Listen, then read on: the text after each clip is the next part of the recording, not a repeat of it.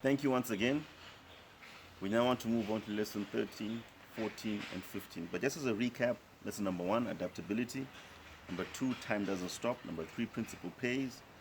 Number 4, the power of the human spirit. Number 5, the more things change, the more they remain the same. Number 6 is either you do or you don't do. There are no in between. Number 7, evil can actually prosper. Number 8, your issues of identity and character. Number 9, momentum. Number 10, defend your victories. Number 11, to change, you must start from within. Number 12, nothing beats a clear conscience. Number 13, no one is coming. This is also borrowed from my friend Arthur Marara. He says this a lot. We like to live, in a bubble. And again, I blame movies for this, where there'll be a savior who will come, a hero who will come, and somewhere, somehow, things will just change. You want to understand that no one is coming. If you don't do what's required, nothing is going to happen if you don't apply. It was a hard lesson to learn, to realize that a day can actually start and end, and my situation is not changing simply because I have not done what needs to be done. For example, if you don't work on that weight, and decide that I'm going to go through this discipline and follow this rigorous program, nothing's going to happen. There are no shortcuts. And when you understand this principle, it helps a little bit. Now, get me right. I believe in prayer. I believe in miracles. In fact, prayer is my lifeblood. And miracles, we've seen quite a few as well, by the grace of God. So I'm not saying that God can't do. I'm not saying don't pray. I'm not saying that there's no one who come and help you out. I'm saying be responsible, because no one is coming. It's your life. It's you who's facing what you're facing. And if you don't do what needs to be done, nothing is going to happen. Number 14. I love this quote. Each time you invest into a system that is out of order, you won't get your reward. Let me say that again.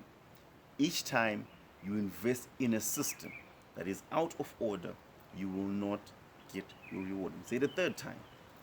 Each time you invest in a system that is out of order, you will not get your reward. It's the principle of sowing and reaping. If you take a seed and you plant it in soil the way it's toxic, and you're not going to get anything, it's going to die. So you've got to be able to look at your life and see, where am I investing my time? Where am I investing my money in? Where am I investing my mind in? So long as the system is out of order, I'm not going to get my reward. Finish and clap. And these principles, when you put them together, they are aligning, because your time is going, your energy is going, you're losing your momentum, you're losing all these things, and yet you're investing in a broken system. You will not get the reward. So you want to be able now to cut your losses. You want to be able to look back and assess and realize that, where am I investing in this? Does this system work for me? Because each time you invest in a system that's out of order, there's no reward coming towards you. Somehow within the system, there will be loopholes. Somehow within the system, the pockets are leaking. Somehow within the system, your memo gets lost, your request gets lost, your CV gets lost. Each time you invest in a system that's out of order, no rewards are coming your way. Hard, but it's a hard truth. Number 15, and we'll end here. Life is about perspective. Life is all about perspective. It's how you see things. I think I mentioned this before when we spoke about the 12 spies that Moses said, that 10 came with a particular, all of them are saying the same thing. So let me give it to you this way. As I mentioned, and some of you might know, I'm involved in ministry. I'm a pastor. And so there was this particular individual that we were counseling and speaking to, and they became very violent. And I realized that I was dealing with two particular things here. Number one, a spiritual thing, and number two, a mental case.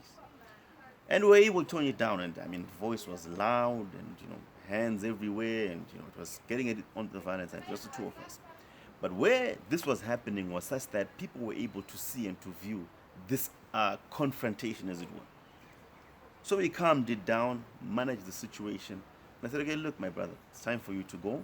We'll continue this discussion at another time when you've calmed down. Now, there were observers who were watching, and they heard the allegations of this individual.